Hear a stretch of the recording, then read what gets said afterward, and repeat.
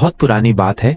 लगभग 2 सदी पहले किसी घने जंगल के किनारे एक छोटा सा गांव बसा हुआ था। गांव में मिट्टी के घर थे और एक छोटी सी प्यारी मस्जिद थी, जहां गांव के सभी मुसलमान दिन में 5 बार नमाज अदा करते थे।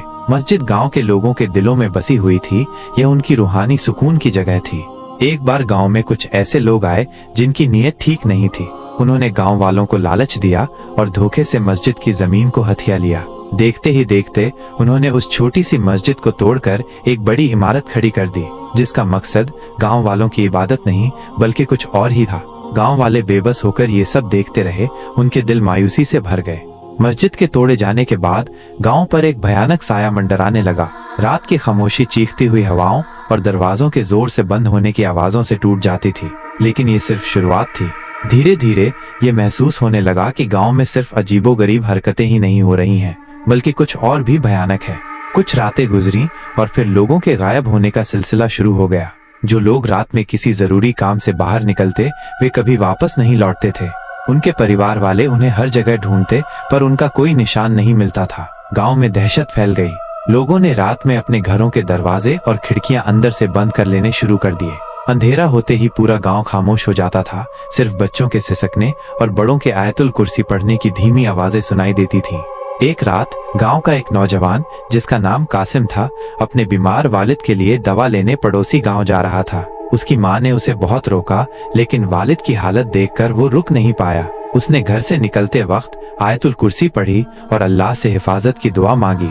लेकिन जब वो जंगल के उस हिस्से के पास पहुंचा जहां कभी उनकी प्यारी मस्जिद हुआ करती थी, तो उसे अजीब सी ठंडक महसूस हुई। अचानक घने पेड़ों के पीछे से काले साए निकले, जिनकी आंखें आग की तरह चमक रही थीं। कासिम डर गया और भागने की कोशिश की, लेकिन वो साए बहुत तेज थे।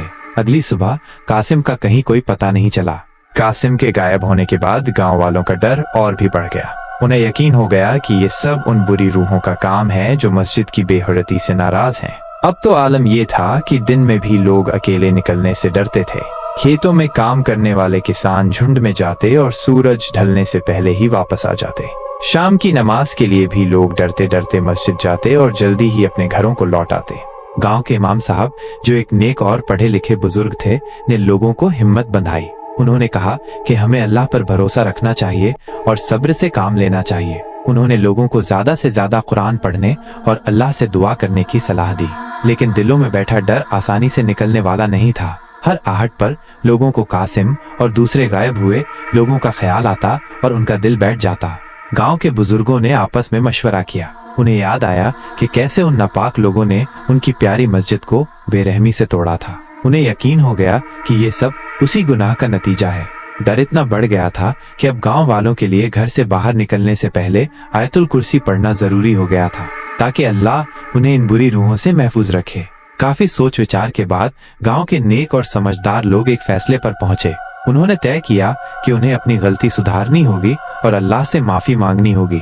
उन्होंने आपस में चंदा इकट्ठा किया और फिर से उसी जगह पर उसी पाक नियत से एक छोटी और प्यारी मस्जिद तामीर करना शुरू कर दिया, जैसी पहले हुआ करती थी। जब मस्जिद बनकर तैयार हो गई और उसमें पहली नमाज अदा की गई, तो गांव वालों के दिलों को सुकून मिला। धीरे धीरे वह डर और वो अजीब सा साया गांव से गायब हो गया। रातें फिर से शांत हो गईं और लोग बेखौफ होकर अपने काम पर जाने लगे। उन्हें यकीन हो गया कि अल्लाह ने उनकी तौबा कबूल कर ली है। इस घटना के बाद से उस गांव के लोग अपनी मस्जिद का बहुत ख्याल रखते थे और हमेशा याद रखते थे कि अल्लाह के घर की बेहरती का अंजाम बुरा होता है। ये कहानी सदियों तक गांव के लोगों को सबक सिखाती रही कि सच्ची इबादत और नेक नियति ही हर मुश्किल का हल है।